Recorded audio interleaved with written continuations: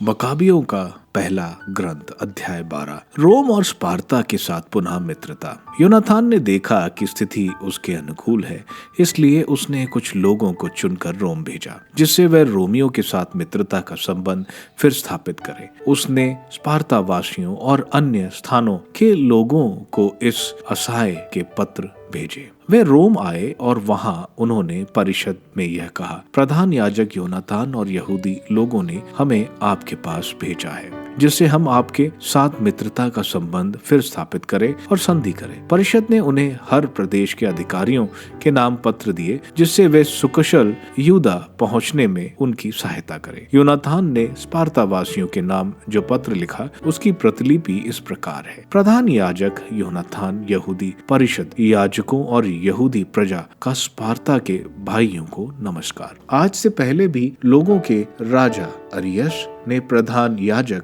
ओनियास को पत्र भेजा। इसकी प्रतिलिपि इस पत्र के साथ साथ भेजी जा रही है। ओनियास ने उस दूत का सादर स्वागत किया था। उससे वह पत्र मिला था जिससे संधि और मित्रता का प्रस्ताव किया गया था। यह सच है कि हमें इस प्रकार के संबंध की आवश्यकता नहीं है, क्योंकि हमारे हाथ में जो धर्म ग्रंथ विद्यमान है उनमें से हमें सांत्वना मिलती है। फिर भी हमने दूत भेजकर संधि और मित्रता फिर स्थापित करने का प्रयत्न किया, जिससे हम आपकी दृष्टि में पराये ना हो जाएं, क्योंकि आपके पिछले पत्र के बाद बहुत समय बीत गया है। हम महापर्वों और अन्य निश्चित दिवसों पर अपने बलिदानों और प्रार्थनाओं में सदा आप लोगों को याद करते हैं, जैसे अपने भाइयों का स्मरण करना उचित और आवश्यक है। हमें आपकी महिमा का गर्व है। इस बीच हमारे बुरे दिन आए, हम पर अनेक आक्रमण हुए और हमारे पड़ोसी राजाओं ने हमसे युद्ध किया, लेकिन इन लड़ाइयों में हमने अपने संधिबंध मित्रों को कष्ट नहीं देना चाहा,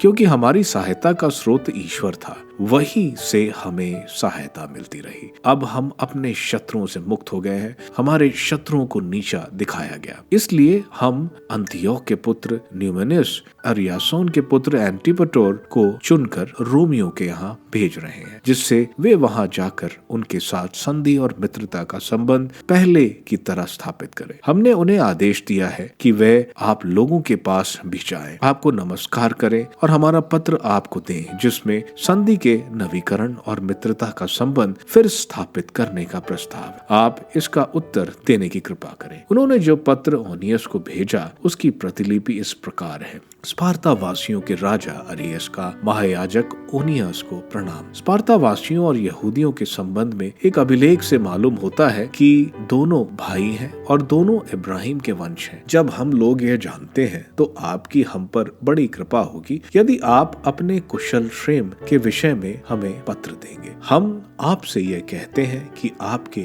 पशु और आपकी संपत्ति हमारी है और जो कुछ हमारा है वह आपका है। हम यह आदेश देते हैं कि आपको इसकी सूचना दी जाए। सीरिया में योनाथान ने सुना कि देमेत्रियुस के सेनापति पहले से भी बड़ी सेना लेकर उससे लड़ने आ रहे हैं। इस पर यह यरूशलेम से चल पड़ा और हमात प्रदेश में उनका सामना करने गया। वह उन्हें अपने देश में पैर रखने का अवसर नहीं देना चाहता था। उसने उनके पड़ाव में गुप्तचर भेजे, जिन्होंने लौटकर बताया कि वे यहूदिया पर इसी रात आक्रमण करने की तैयारी कर रहे हैं। योनाथान ने सूर्यास्त के बाद अपने आदमियों को आदेश दिया कि वह जगे रहें और सारी रात अस्त्र शस्त्र से लैस लड़ने के तैयार बैठे रहे। उसने पड़ाव के आसपास पहरे बिठा दिए। जब शत्रुओं ने देखा कि योनाथान और उसके आदमी युद्ध के लिए तैयार हैं, तो वह भयभीत और निरुत्साह हो गए और उन्होंने अपने पड़ाव में जगह जगह आग जलाई। योनाथान और उसके आदमियों को सवेरे तक यह पता नहीं चला कि शत्रु खिसक गए हैं, क्योंकि वे आग जलते देखते रहे। योनाथान ने उनका पीछा किया, किंतु वह उन्हें पकड़ नहीं पाए, क्योंकि एलुथरस नदी के पार जा चुके थे। इसलिए योनाथान उन अरबों की ओर चल पड़े जो जल्लादी कहलाते थे। उसने उन्हें हरा दिया और लूटा। वह पड़ाव उठाकर दमिश्क पहुंचा और उस समस्त प्रदेश का भ्रमण किया। फिलिस्तीनियों में सिमोन, उधर सिमोन भी चलकर अश्कलोन और उसके आसपास के गढ़ों तक आ पहुंचा था। फिर उसने याफा की ओर मुड़कर उस पर अधिकार कर लिया, क्योंकि उसने यह सुना था कि वहां के निवासी वह गढ़ देमेत्रियुस के लोगों को देना चाहते हैं। इसलिए उसने उसकी रक्षा करने के लिए वहां एक सेना दल रख दी। यरूशलेम की मरम्मत। योनाथान ने लौट लौटकर जनता के नेताओं की एक सभा बुलाई और यह निश्चय किया कि यहूदियों के गढ़ों को पुनः निर्माण किया जाए, यरूशलेम की दीवारें और ऊंची कर दी जाए तथा गढ़ और नगर के बीच एक बड़ी ऊंची दीवार उठाई जाए, जिससे गढ़ नगर से एकदम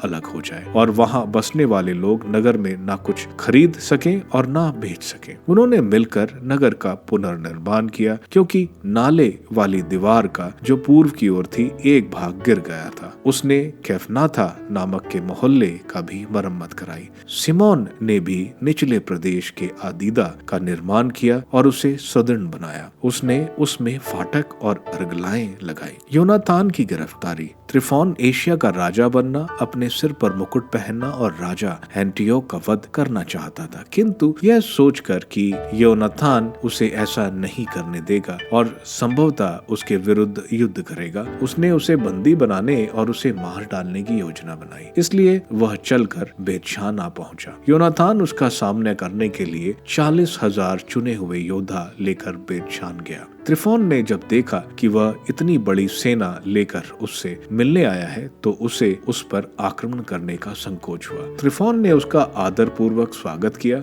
अपने मित्रों से उसका परिचय कराया, उसे उपहार दिए और अपने सभी मित्रों एवं सभी सेना को आदेश दिया, तुम लोग मेरी बात की तरह योनातान की बात भी मानो। उसने योनातान से कहा, आपने इतने लोगों को क्यों कष्ट दिया, जबकि हम दोनों में कोई युद्ध नहीं है। लोगों को अपने अपने घर भेज दें, अपना साथ देने के लिए कुछ आदमी चुन लें और मेरे साथ बतलोमस चले। मैं वह नगर और अन्य गढ़, शेष सैनिक और सभी पदाधिकारी आपके हाथ दूंगा और इसके बाद मैं घर लौट जाऊंगा। मैं तो इसलिए यहाँ आया ही हूँ। योनातान ने उस पर विश्वास कर लिया और जैसा उसने कहा था वैसा ही किया। उसने अपने सैनिकों को चले जाने का आदेश दिया कि वह यूदा देश लौट जाएं। उसने केवल 3,000 आदमियों को अपने पास रखा। उसने उनमें 2,000 को गलीलिया में रखने का निश्चय किया और 1,000 को अपने साथ ले जाने का। योनातान ने जैसे ही पतलमस में प्रवेश किया, पतलमस वासियों ने फाटक बंद कर दिया। उन्होंने उसे पकड़ लिया और उन सबको तलवार के घाट उतार दिया जो उसके साथ अंदर आए थे। इसके बाद त्रिफोन ने सैनिकों और घुड़सवारों को गलीलिया और बड़े मैदान